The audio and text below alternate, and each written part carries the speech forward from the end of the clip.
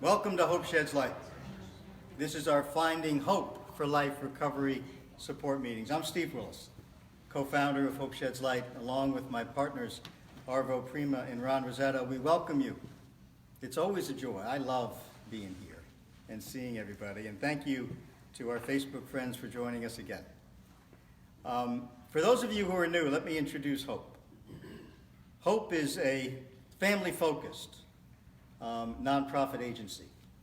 Our mission is to raise awareness and to educate individuals and families in the community about the impact of addiction by having the courage to share our personal experiences, by offering wisdom and strength, and by providing hope and resources that lead to the long-term recovery of the entire family. We are family-focused. Our hope, really, is that we can remove the fear and stigma that surrounds this disease of addiction by offering a loving and hopeful and trustful environment that allows families to heal and brings wellness to the community. So we started these Finding Hope for Life meetings for families to do just that. This meets on the second and fourth Tuesday of every month in the beautiful Holy Cross Lutheran Church. And then on the first and third Tuesdays, we have our Finding Recovery for Life support group. That meets in our Hope office, which is located at 253 Chestnut Street in Toms River. All of our meetings are open to anyone that's affected by addiction. Our prayer is that by us sharing with you and you with us, you'll change the way you think and feel about addiction and in turn become healthier. The way this format works tonight, we have really smart and talented people come in, experts from the community, to talk about aspects of prevention, treatment, and recovery. We generally break out into groups, discuss what we've heard, and importantly, we discuss what we can do to become well and empowered. The Finding Recovery for Life support meetings follows a different format. That's like a group learning type of format where there's group discussion and sharing. And in those meetings, we hope you'll join us next week. Those meetings, we introduce topics that are recovery-driven, recovery practices that we can all utilize at home to get. I don't want anybody to worry because nobody's face except for mine is going to be here, and Ken. So it's important to us that you feel comfortable. Though we're glad you're here. We really are. So with that, let me introduce our speaker tonight. His name is Ken. He comes from CPC Behavioral Healthcare. He's been with them for 17 years, is that correct? We're very grateful to him. He is going to help us learn things that, again, will make us all better. With that, let me introduce Ken.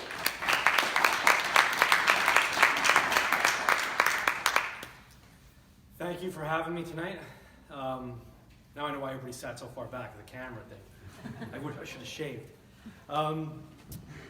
First of all, I want to say that I do these speaking engagements around. CPC is more of a Monmouth County organization. We service a lot of northern Ocean County with our Howell office. But in Monmouth County, I come to these kind of meetings, and this has got to be the best attended one I've ever seen. So when I emailed Heather last night, she said there's going to be upwards of 40 people. I was like, whoa, okay, I didn't realize that. So, but it's still the same thing. As you're probably already noticing, I'm a little on the ADHD side. I do tend to jump around. So I think I know what it's like to be in the audience. So I always try to think, what is the audience? What's going to help you guys, especially those who are have a little bit of an attention problem. I brought a handout. This way, everything I'm going to talk about is right here, so you can just follow along. And let's go with that.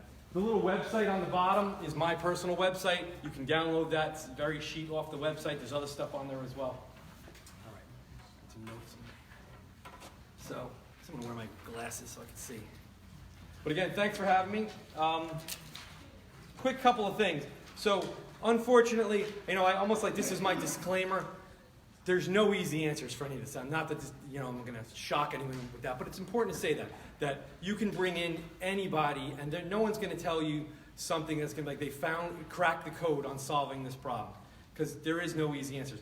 But you can do a lot with attitude, and that's what really I was going to talk mostly about tonight. A lot of the things on that come from a standpoint of attitude, what to do and what not to do, what works and what doesn't work. But it's a matter of applying it consistently. And you're going to make mistakes along the way. We all do. I'm a parent. I have 5 kids. I've made every mistake in the book that you could possibly make. But you do what you can, and you keep on moving forward. And it's interesting, this group's called Hope Sheds Light. One of the most important things that you can do of anything is keep hope. Because that's what you need to keep going. Because I've been an addiction counselor my whole life. So a little quick backstory about me is that I came from, I'm not going to get too much into that because you guys probably have all kinds of stories you've heard, stories of your own. But I came from, like this, the most common situation, come from a very dysfunctional situation, was around addiction my whole life, and from an early age was put into a helping role.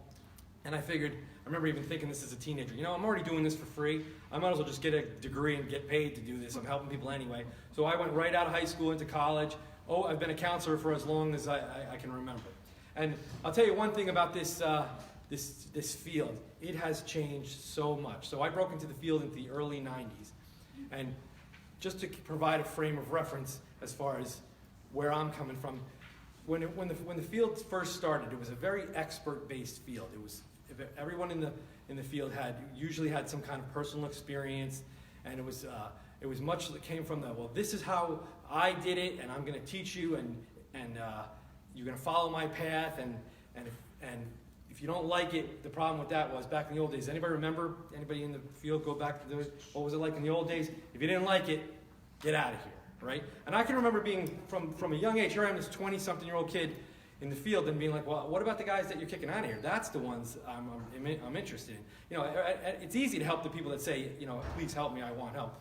But the vast majority of people out there help you put it into perspective about how change is difficult. When you think about it, let's say you went to the doctors tomorrow. Everybody, that's a point where we're the client, we're the patient. You go to the doctor, and the doctor tells you you have some kind of illness, some kind of chronic illness, maybe diabetes, for example. So the doctor says, you have diabetes. I want you to lose X amount of pounds, and to do that, I know you like fast food, so I want you to stop going to McDonald's 5 times a week like you do, and I want you to take these vitamins and rub this oil on yourself and take this medicine and jog 5 times. Gives you this big long list of things to do. Let's say 20 things to do, and you're in the you want to get better. You don't want to be sick, so you say, yeah, I want to do this. I want to do this. This is what I want to do, and you got that list. And after about a week, how many things on that list do you think you're actually doing? Maybe 1, maybe 2, maybe if you're a super go-getter, you're doing 3. So here we are, supposedly functional, people, and when we're asked to change, look how resistant to change we are. So you take someone in a situation with drug addiction, most likely mental illness, at least 2/3 of the time studies show that mental illness is part of the puzzle, and all kinds of dysfunctional circumstances, whether they were inherited from just a dysfunctional family or just inherited from just the lifestyle of addiction that it brings, all these problems. And now you think you're going to bring somebody into treatment, and then you're going to say, all right, change your friends, go to church, meditate, pray, all these things, take medicine, and you give them this big long list, and we're expecting them to change just like that. That's not how people change. We don't change that way. Change is about baby steps. And there's this term out there, harm reduction. CPC Behavioral Healthcare, where I've worked for the past 17 years, we're a harm reduction agency. And harm reduction is very misunderstood. If you really want to understand what harm reduction is, in its simplest terms, it's about baby steps. It's about saying, so back when in the old days, things were based on what they considered an ideal recovery. 90 meetings in 90 days, and changing people, places, and things. And yeah, that works. The ideal scenario works, but not everybody wants to do the ideal scenario. So harm reduction is about saying, well, all right, you're not willing to change your friends. Can you find one friend that doesn't use, or one friend that doesn't at least go bonkers? So it's about accepting where you're at and working from there. A good example to help illustrate harm reduction would be, let's say you had a kid that's failing every class. You come home, he gets his report card, straight F's down the line, right? And you work with the kid and you say, look, I want you to change a little bit. I want you to work a little bit on this. And like, all right, whatever, you fight, you argue, whatever you do, parents and kids. But he or she agrees to do whatever, some things, do the homework a little more. Kid comes home next semester, straight D's. What are you going to do? Are you going to say, oh man, you're no good, you're punished? Or are you going to say, you know what? I'm going to get you and take you out for ice cream. You went from F's to D's. You're moving in the right direction. That's all harm reduction is. It's starting where people are and moving them in the right direction, the way people change.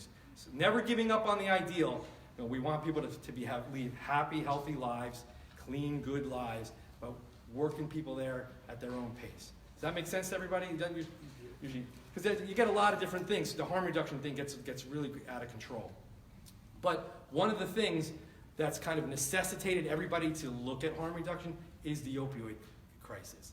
So, you know, if you go back 15 years, it was a lot different when there was only that select few groups doing heroin. Now it's everywhere. I mean, you could be anywhere right now. I'm sure if we went out and looked, we can get dope probably a 10-minute walk from here somewhere. It's all over the place now. You guys all know it. So, and this disease has taken things to another level that so many people are dying. And that's changed everywhere. So now it can't be my way or the highway, because when someone takes the highway, that could be fatal. So now meeting people where we're at. So if somebody comes to CPC, and even if they're still using, we're going to try to help them, see what we can do to try to work with them. So real quick, so I just wanted to give that as a background. I'm not good at that. My worst part about public speaking is the timing thing. I always go over. All right, so just like tell me to shut up when I need to shut up. So there's no easy answers. I already talked about it. So let's go to this list. So I'm going to read right off this not the whole thing, just the little intro on here. Good choices for good living for families. Substance use issues can be devastating not only for the person, but also for the family. Therefore, for things to get better as a person with substance use issues is work on his or her life, the family should be focusing on making some positive adjustments as well. Positive change involves a series of consistent positive choices that are not always easy and require patience and practice. So it's not just on the person to say, hey, you need to do this. The family needs to work on things too. It affects everybody. And again, I'm sure you've heard this all, but it's the truth. So let's real quick, let's look at some things that don't work. All right, so one thing, let's start with nagging, right? So some people here, I won't do a show of hands, and it's a good thing the camera's not on. Some people usually know, nobody's that much in denial that they don't know. People know that they tend to be a nag. Some people are just nags by nature. And scientific studies, how many people in the history of addiction, going back to the first drug, whatever, how many people have ever said, I finally stopped using drugs because, man, I just couldn't stand all the nagging. Zero. No one has ever said that, because nagging does not work. So if you get one thing out of today, nagging is an ineffective parenting, spouse, whatever. It just doesn't work. In fact, when you really break down what nagging's about, nagging is really, it serves the purpose of the nagger, not the naggee. So nagging is a way for the person, the anxiety, the fear of, I don't know what's going to happen. So if I nag and nag and nag, it's going to make it better. It's a sense of trying to control an uncontrollable situation. So I'm not necessarily a nag by nature, but I know that anybody with kids, you know the temptation, just want to nag, especially when you get annoyed. And you got to check yourself. I'm nagging. This isn't going to work. So a good way to break the nagging cycle, especially if you know that about yourself, is I call it the one-time rule. And it's not my rule. It really goes back down to like when you're dealing with a kid with ADHD. You make sure the person's listening, and you tell them one time, very clearly. I'll say it to my kids. I'll say, look, you pull the dog's ears again. Do you understand me? I'm taking away your computer for the rest of the afternoon. That's it. You got it? Yes, got it. And I'm not going to, don't touch the dog, don't touch it. That's then you become a nag again. One time and follow through. All right. So, I don't think there's anything else to say about it. All right. Another thing that doesn't work is control. So that's one that people have a little bit less insight. There's not that many people out there that are going to say, yeah, I'm a control freak. Usually it's everybody else saying it about you. But if you know that tendency about you to want to be in control of things, it's a thing it's a powerless world out there. It's a scary world out there. It's a tough world that keeps getting tougher and tougher to navigate it. It's only natural to want to try to draw back some control. But when you're trying to control someone who's using drugs, it's like trying to catch the wind in a mayonnaise jar. You're just not going to do it. So as far as controlling things, one thing that people try to do that, again, tends to be an ineffective family thing is that, I get this at CPC every now and then, somebody will want to go with what I call FBI tactics. So it's trying to, I'm going to outsmart the person who's using drugs. I'm going to put up cameras, and I'm going to check the mileage, and I'm going to, whatever, hire my neighbor to get a long-range camera and whatever. There's all these stuff. And I'm not saying that stuff is completely useless. I'm not saying bury your head in the sand, ignore things. But if that has become your primary focus, what's most likely going to happen to you? What do you think? You're going to end up driving yourself crazy, because now you're getting into a game of cat and mouse with a person who is spending a lot more time and energy than you to try to outsmart you, and you're going to lose. And even being a counselor, 25 years of experience, going on 26 soon, I get fooled. Everybody gets fooled. You're dealing with someone who's putting a lot of time and energy into it. So you have to go into it saying, sometimes people are going to get over on me, and that's just the way it is. You know what I mean? Again, going back to that expert-based thing, it was like all about catching people and doing all, and it doesn't work. It doesn't bring about change. It's a lot like nagging. It's like an in-the-moment thing. It's not a long-term solution. All right, games. It's very similar to controlling. So trying to play games, trying to outsmart someone, trying to trick someone. You might get a short-term result from playing games and from traps and trying to catch someone in the act. But again, it's not a long-term strategy. You want to do things. If we want someone who's in our house to be honest, you have to emulate what you want. Honesty brings more honesty. And if someone's going to lie, they're going to lie anyway. But as soon as you start lying too, now you're just both lying, and it just becomes a whole big thing.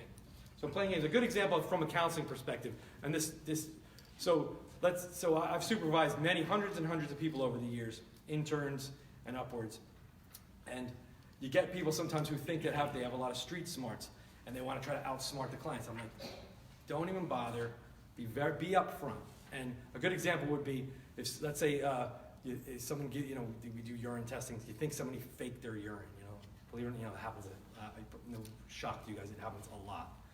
And I've had someone say, well, look, I'm going to tell that client we spilled his urine, so he has to do another. And I'm like, as a supervisor, I'd say, no, just tell him. I don't believe, if something's fishy with how this is going down, I want another one. I'm sorry if I'm wrong, if I'm offending you. What I call, when I teach counselors, I say, be respectfully suspicious. It's okay to be suspicious. Just be respectful about it. It's your job. It's your job as a parent. If your kids don't like you being suspicious, well, then they should have been in vitro adoption or something. If you're going to have parents, you're going to get the parent. It's your job to be suspicious. So it's all in how you do it. If you're respectful about it, you can do whatever you want.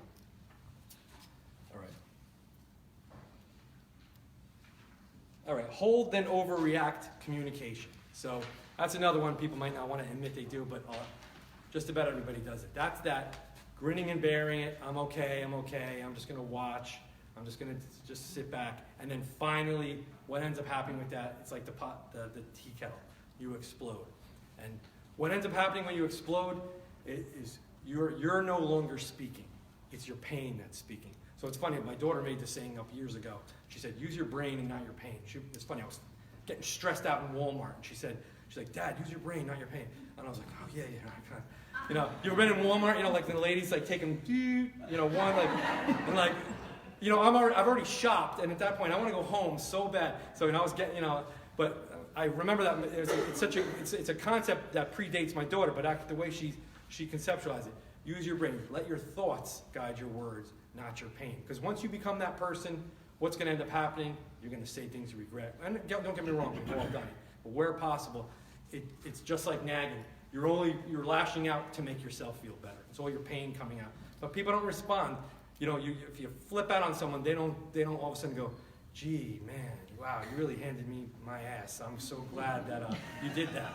I'm gonna go out and start a paper route. Like it doesn't work like that. All right.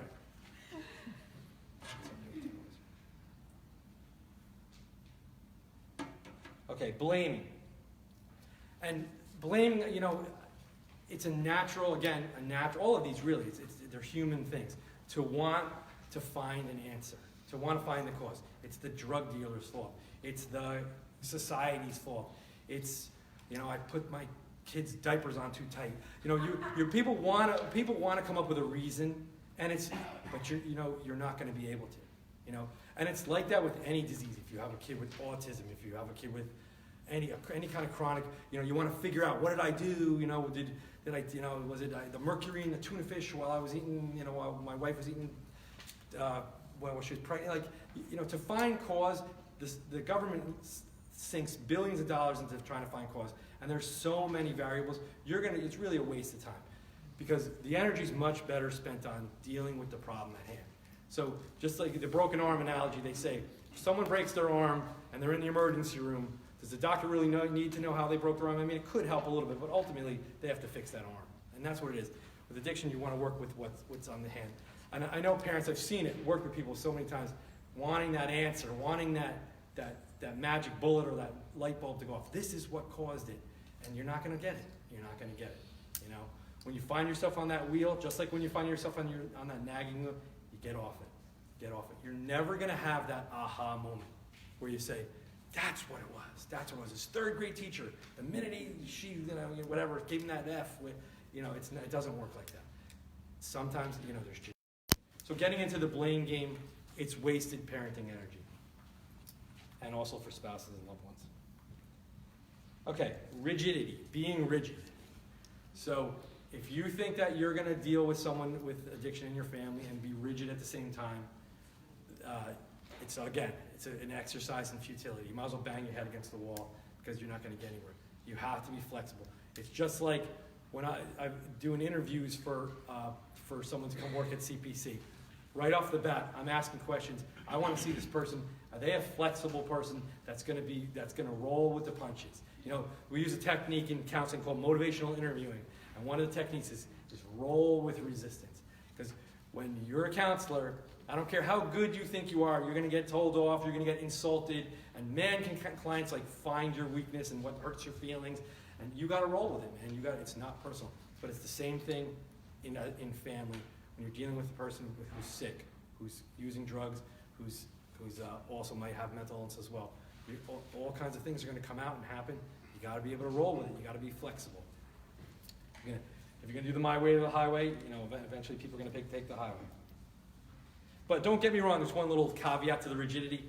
There is a time and place to draw the line. I don't want you to say, leave here today and say, oh, Ken, Pecoraro, harm reduction, let everybody do whatever they want, whatever. No, there is a time to draw the line. It's just with their allowing people to get to that point is being flexible, and when you don't know where to draw the line, that's when you get help. You've talked to other people. You don't let your emotions make that decision. All right. Isolation and ignorance. I think that's really, I don't have to speak too much about that, because you guys are here, so you're not being ignorant. You're actually coming here to try to learn, try to be part of the solution, not part of the problem.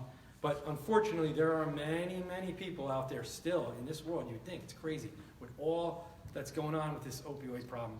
The media tends to overplay everything, but in my personal opinion, they're underplaying the opioid thing. I mean,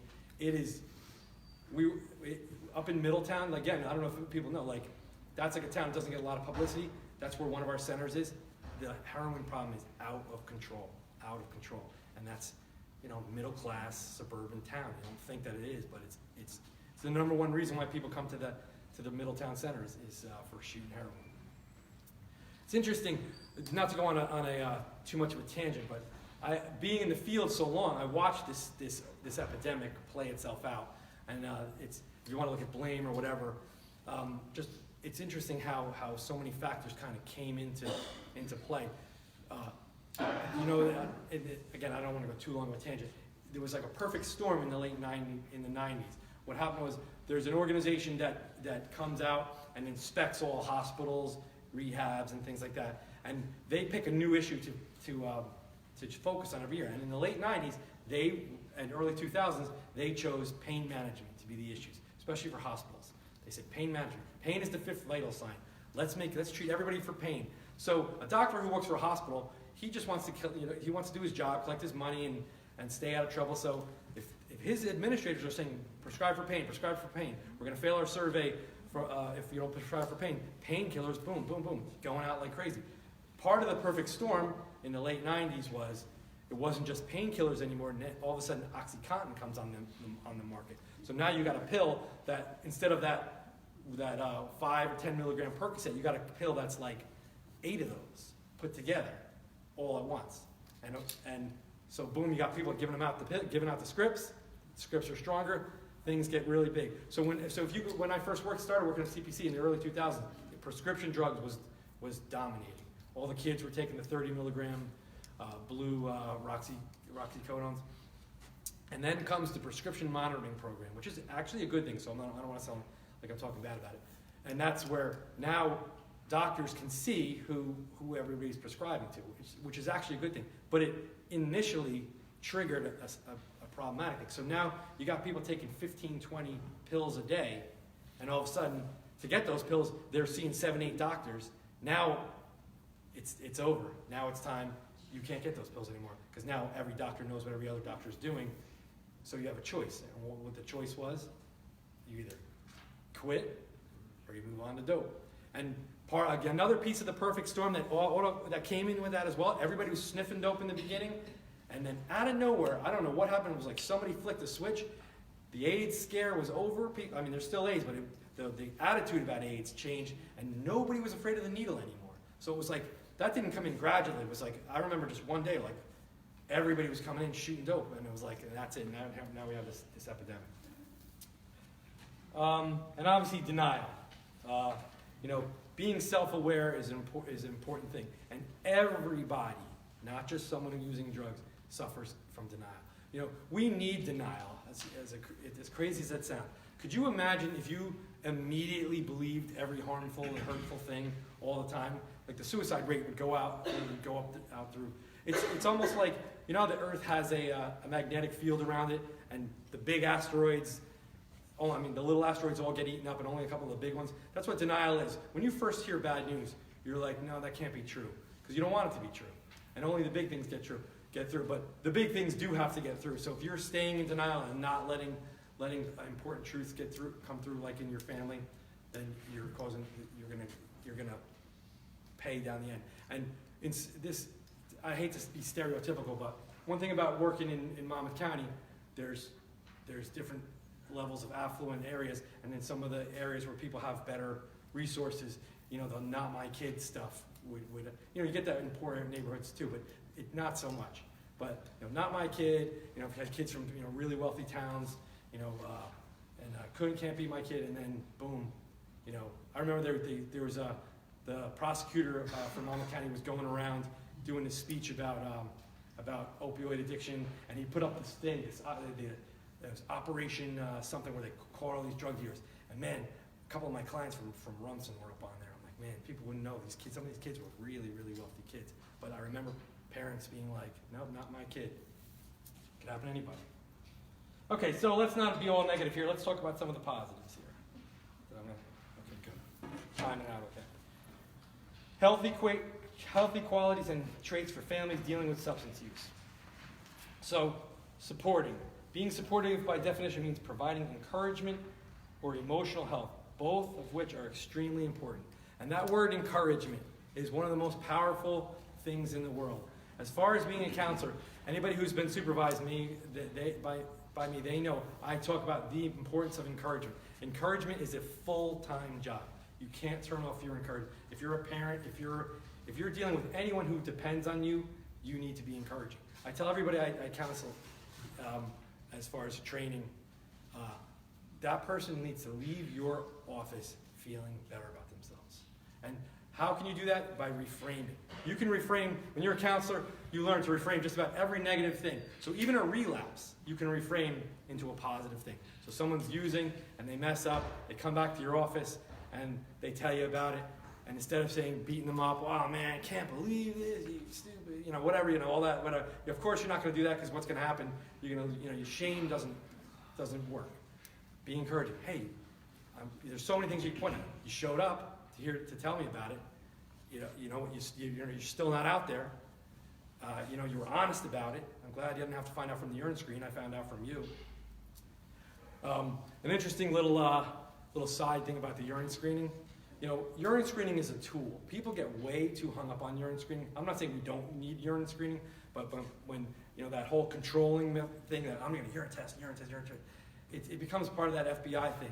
But interestingly, when you're a counselor, there's a little formula. The closer you get to the bathroom, the shorter the distance of time when the person last used. You meet somebody for the first time to say, when's the last time you got high? The standard lie is 3 weeks ago. I don't know why, but that's the standard lie.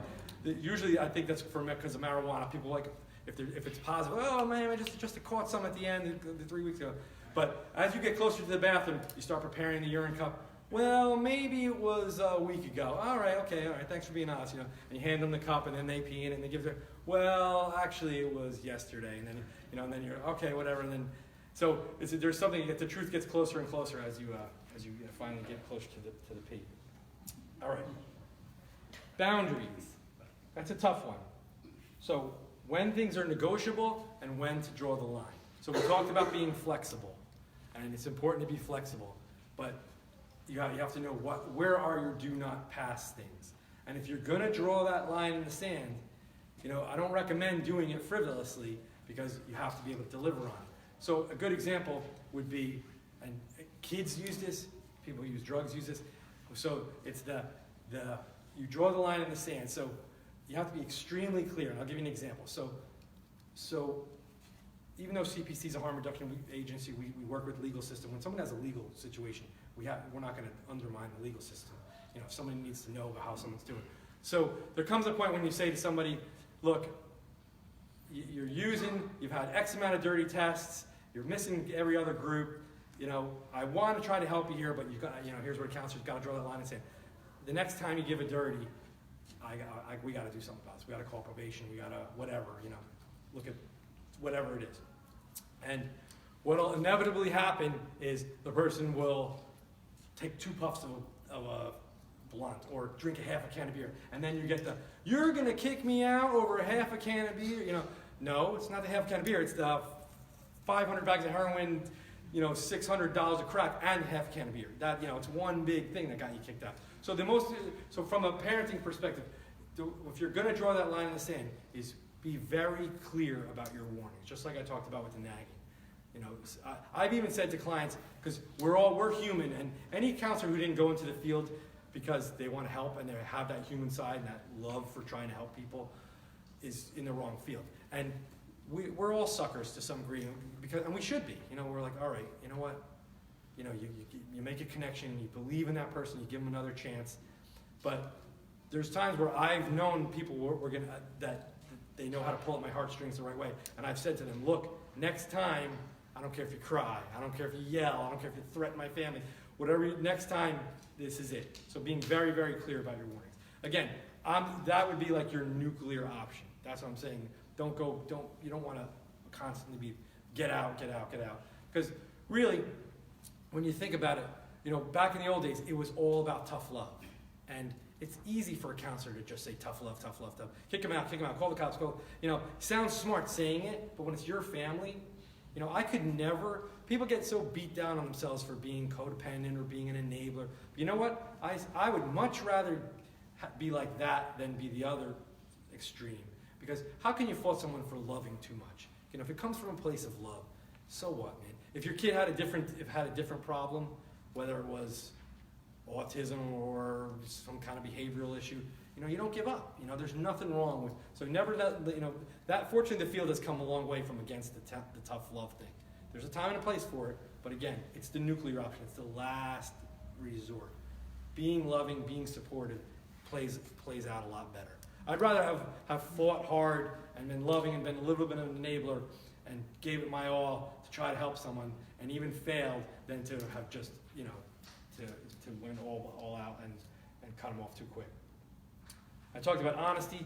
If you want to give honesty, if you want to get honesty, you got to give it, you know, right from the start. Direct and assertive communication. So at the heart of assertive communication is that R word, respect. So how you do things, doing it respectfully. And again, being a counselor, we deal with all the time. People disrespecting us all the time, but I work for CPC. You're not disrespecting me. You're just disrespecting my position. I'm going to show you respect no matter what you do or say to me. So it's important. It's a little different with family because obviously you're going to feel disrespected, especially but you have to try to put that on the back burner and remember it's I like the cliche. It's the disease talking. It's not necessarily them.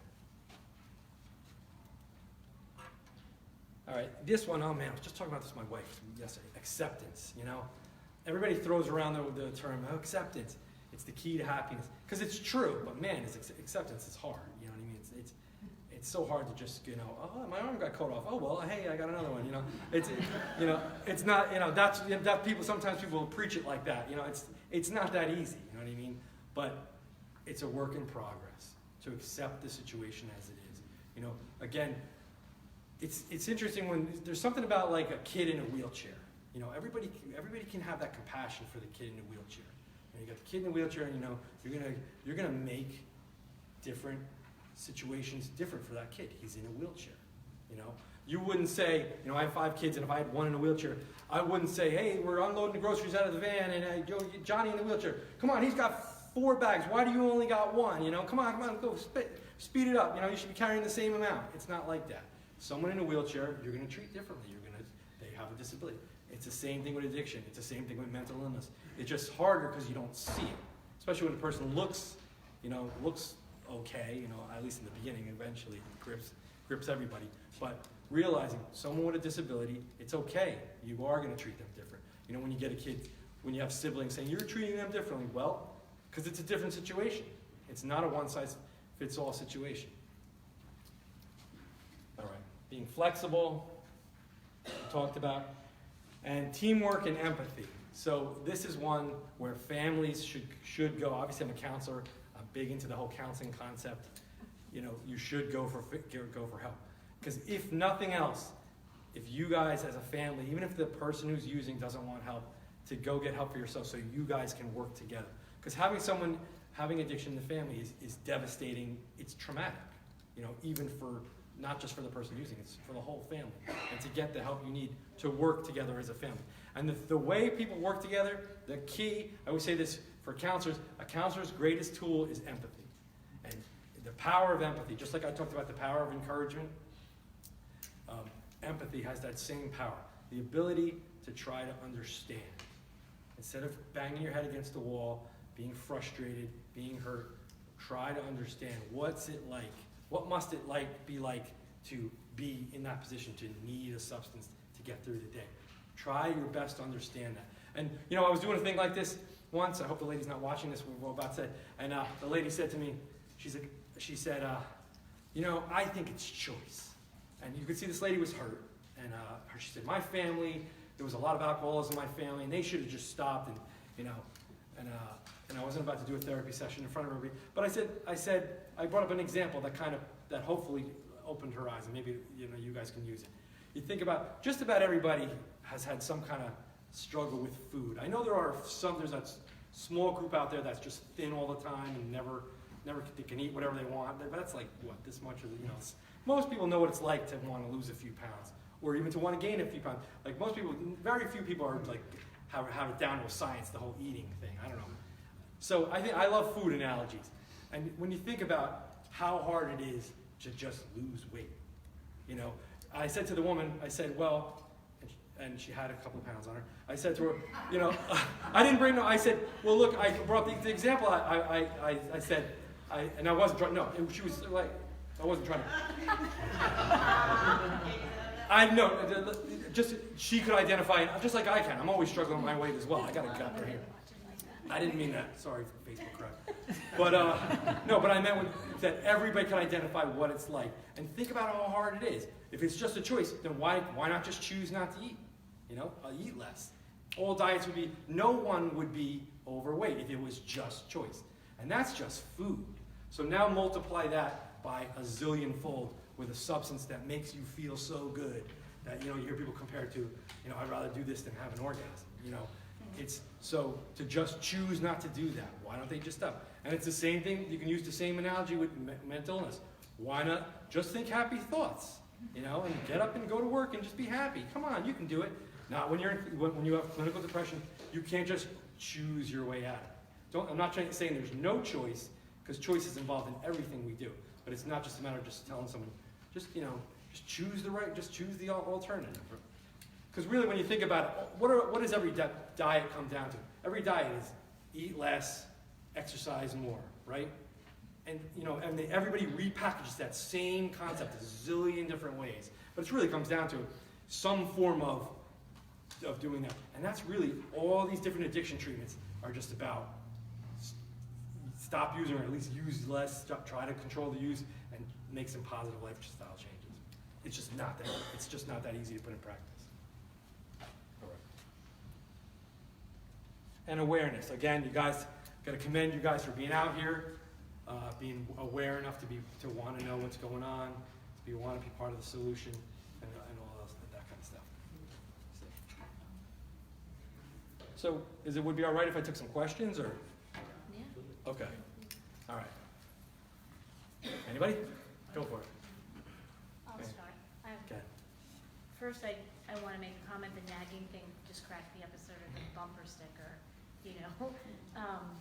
However, I think nagging is like a cousin to ultimatums in terms of not giving an ultimatum if you're not ready to follow through on that. So my question kind of revolves around, how do you implement with a harm reduction framework, setting boundaries, appropriate boundaries, because it's easy to get into that nagging and open-ended ultimatum when boundaries are sort of completely blown away, but yet you don't want to pull the nuclear option necessarily, or is that the time to look at the nuclear option? Can you talk about that? Oh, I love that question. Thank you. You would have thought I paid, but it's such a good question. And hopefully you guys can hear it, or at least the Facebook people can hear it. She mentioned that if you're in a harm reduction approach, the boundaries are it's very hard to. Do you want to try to paraphrase it? Well, I think, yeah. I mean, Nice put and aside loud. the nagging thing that I like. How do you not move towards setting like that permanent ultimatum of I need to support you if you're doing the right thing and not support you if you are in active addiction? How do you use harm reduction Right.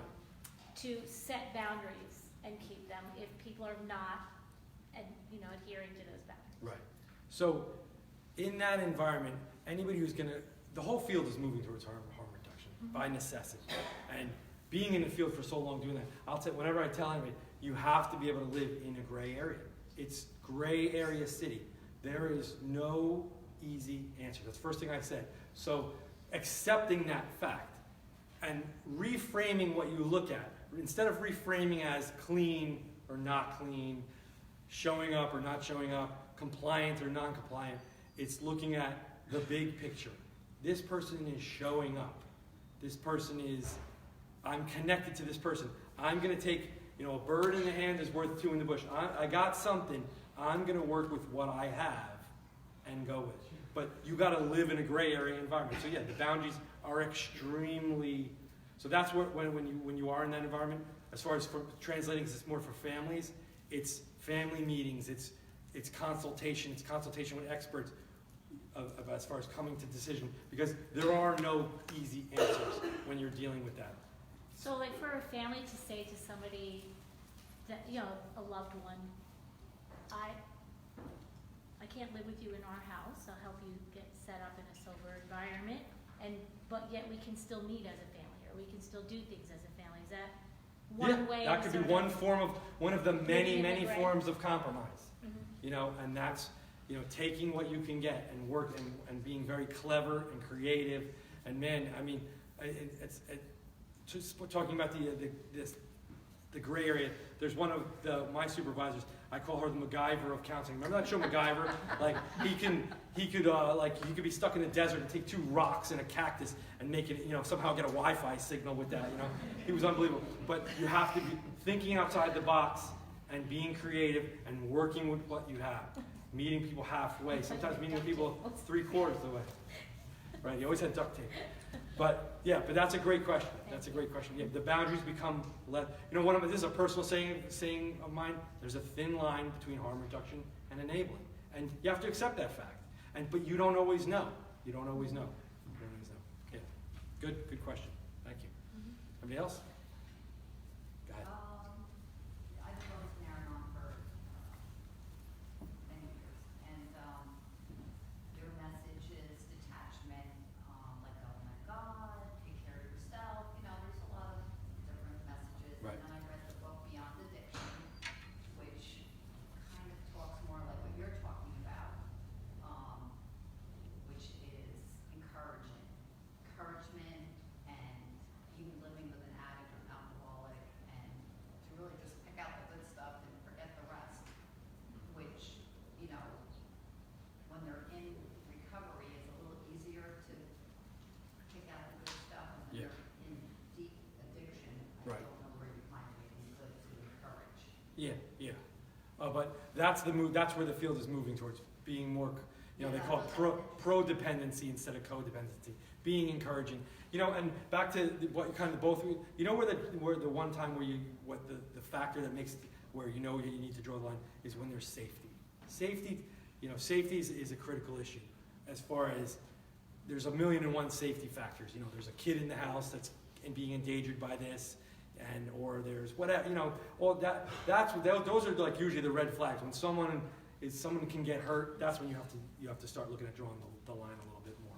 But within that framework, there's a lot you can do. I Okay? just wanted to say Yeah. that, you know, my son is in recovery now, and I said to him, I'll always support you as long as you're doing the right thing, but if you're not, I can't. And then I'm like, oh my God, when he's not, if it happens that he's not again, will I be able to follow through on that? You know, I Yeah. guess I'll have to cross that bridge if it happens, And hopefully it that's doesn't. like the fear, you know, like, Yeah, I yeah. made that statement, now will I be able to do it? Oh, and you know what? You're a human being. You don't have to stay with you. You don't have to. 6 months ago, I said, you know, we change. You know, things change, and you deal. Every situation is different.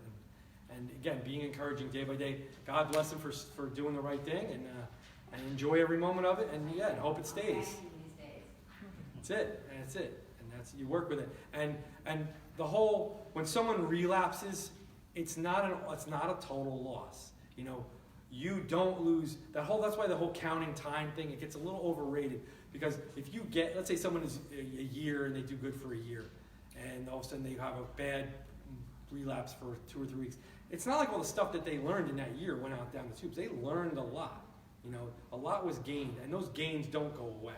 You know, the old school would be like, oh, you're back to square one. No, you're not. You get it at every. You know, working at the same place for 17 years, I can tell you how.